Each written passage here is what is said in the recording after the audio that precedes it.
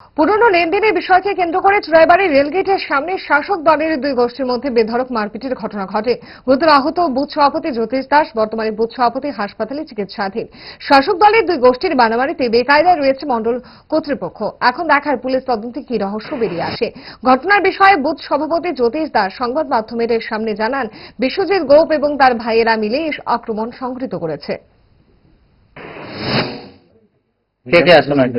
এখানে তো ওই হাসিনুর ঘোষের ভাই বিশ্বজিৎ ঘোষ আসছিল, কয়েকজনের সামক শুনছি।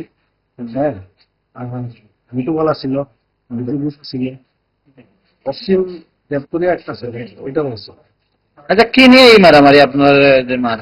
কি মানে বিষয়বস্তু কি নিয়ে লাগালাগি আপনাদের মধ্যে? কি চাই বিগত দিনে কিছু তারা সাথে মানে কিছু কাজ কারবার নিয়ে কিছু সমস্যা আছে।